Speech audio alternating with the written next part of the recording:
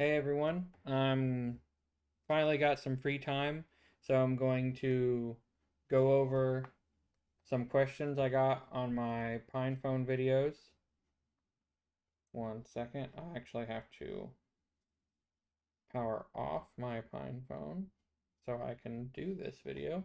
Okay, so here on this page you can see first I have to say I don't use uh Edge for my browser at all. Edge is trash.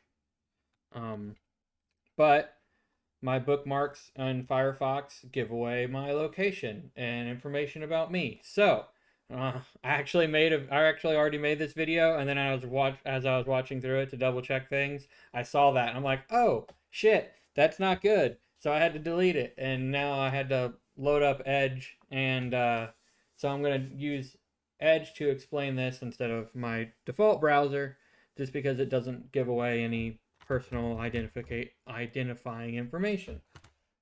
So here we go.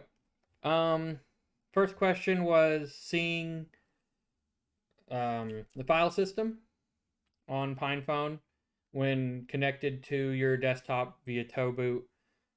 So I am going to boot my Pinephone and put it into tow boot, into USB mode, USB stick mode, you could say.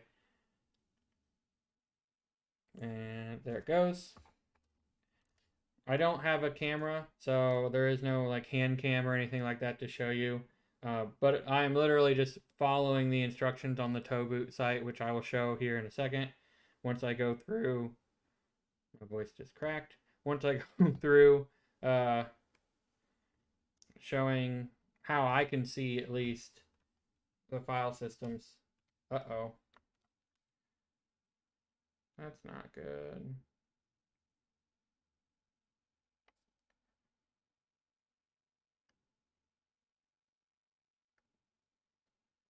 Pinephone's decided to restart on me. 1 second.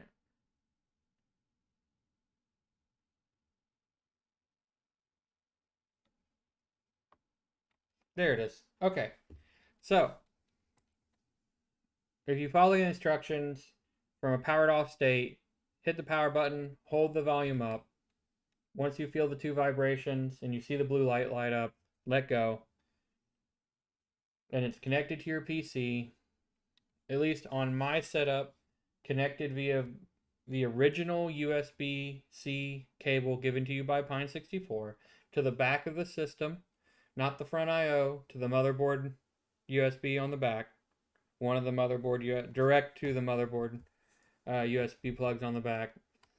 You'll get something like this. Now my Pinephone is encrypted, so it's going to show up like this. It's going to show up like a drive error, a disk error. It's going to ask you to format it because Windows can't see what's on it. It just knows there's something there.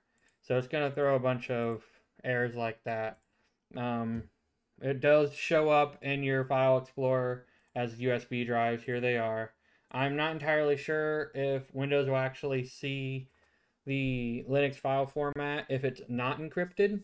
I know Microsoft's gotten semi better at playing nice with Linux. I know you can run Ubuntu with Windows 10 and Windows 11. Um,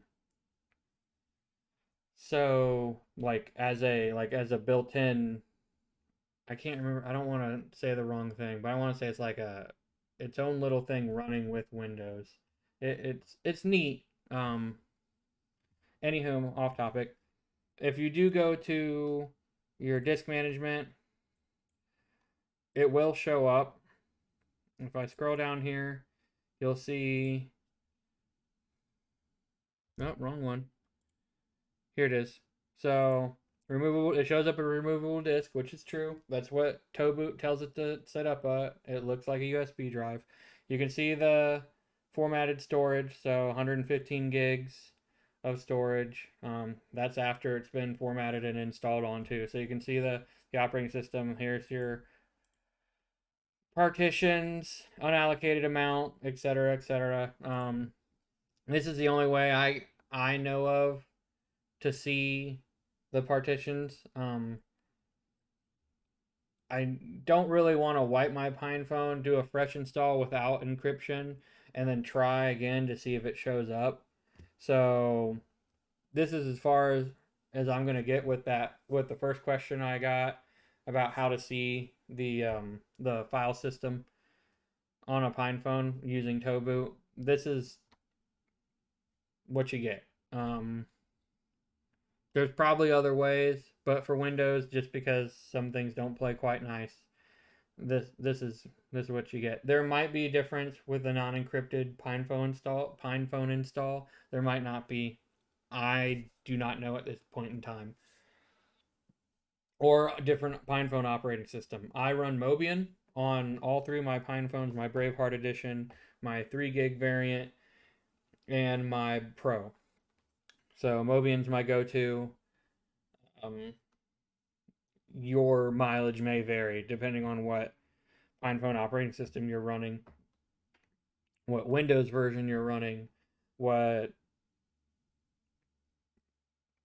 version of the operating system you're running on the Pinephone, what drivers you're running on your desktop. Technology is inherently flawed. It's made by man. Man is flawed. So there's there's your answer. Uh, Sorry, that's what I got on that one. Now the second question, that one's a little bit more straightforward, and I can help you on that one. So once you get Toboot installed and you boot into it like I just showed you, and you can see those USB drives, there is an application I use called Balena Etcher. It's very popular for image writing, for Raspberry Pis, Tinker boards, Pinephone, any Pine 64 uh, single board computer, phone, tablet, and if you have any of their stuff, it works with all of it. Same thing with Raspberry Pis. I've had a Pi 2B, 3B, and a 4B, um, as well as a Asus Tinkerboard. They all work with Etcher. I don't think anything doesn't work with Etcher. So it's my go-to. I'll put the link to the website to download it in the description. I'll also put the link for the Pinephone wiki. There's a lot of cool information on here. Um, like for troubleshooting, like the battery drained issue, which I don't know if it's still prominent because it's been a while since I've tinkered with my Pinephone, but I know it was irritating enough that I picked up one of Pine 64's separate battery chargers. You can just pull the battery out of the back and stick it in this and plug it in. That way, when I do want to mess with one of my Pinephones or one, I can have a charged battery on hand. Um, but if you go down to where was it? I just had it. Um,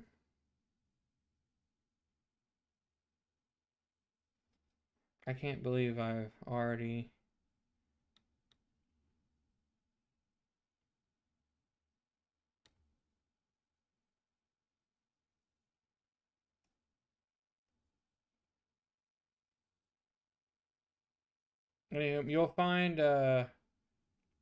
You'll find all kinds of stuffs on here to set up your phone, um, carrier settings, how to set up the carrier and stuff like that.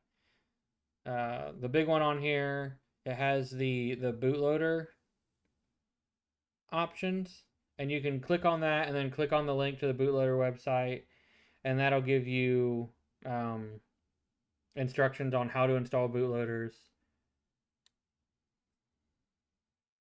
as well as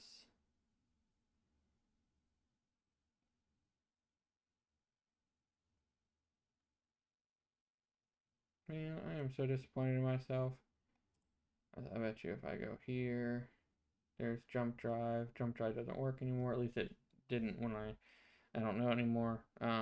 Here's Toboot, Pinephone Pro. There you go. So here's the Toboot instructions for the Pro. How to install the SPI. You have to use an SD card. Um, and we're gonna get to that in a second. And how to activate Toboot when you want to flash something onto the internal memory, or yeah, if you want to flash something onto the internal memory, or modify something in the file system, which I'm not sure you can do on Windows, but as I said earlier, you can see that it's there, but I don't know if modification is possible on an encrypted one. It might be on an unencrypted Pinephone. Kind of too lazy to check, so that's on you guys. All right, so, oh, not that.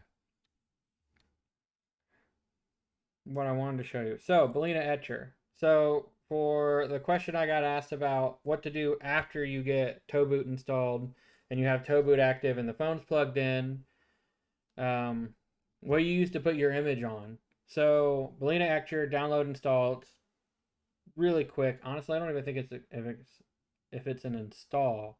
I want to say it's just an executable. Um, Anywho, it should look like this or something like this. I might have an outdated version by now. And you're just going to click the flash from file once you download your image file you want to use on your Pinephone. Find your image. I always use Mobian. Here's a Mobian image. Just hit open. It'll then load that image. Select your target. Your Pinephone will show up like this: Linux UMS disk, USB device. The size should be the size limit of your internal storage on your Pinephone, depending on what model you have. I have the Pro, so it's 124 gigs. I'm not quite sure. I don't quite remember what the 3 gig of RAM variant has for internal storage. I want to say 64.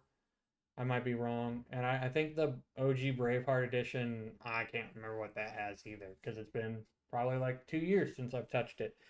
You don't have to worry about installing to the wrong drive. Etcher is pretty smart about differentiating drives on your machine. So if I hit the show 3 hidden drives, it's going to show my system drives, my internal drives on my desktop. And it warns you. It's like, hey, Orange, don't do that. Don't put it on this. The Linux one is safe. You'll know from the size that that's the device you want to flash to. You can see it's got 2 drive letters on mine because mine's already been partitioned because it's already got a Mobian installation on it. If yours is a fresh right out of the box Pinephone, it might just have 1 drive letter.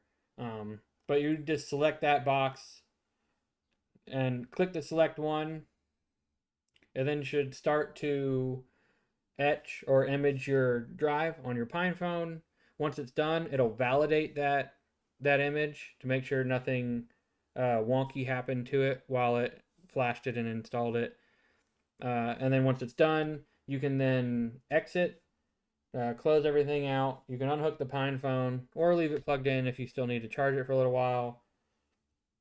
Power cycle it when it boots back up. As long as you have nothing in the micro SD card slot, it should boot to the internal memory, if I remember correctly. I can't remember. I know Pine64 makes their products prioritize the micro SD slot for boot, but I'm a little rusty, so you might be able to select the operating system from the bootloader, depending on if you have 2, if you have 1 on the micro SD and 1 on the internal memory.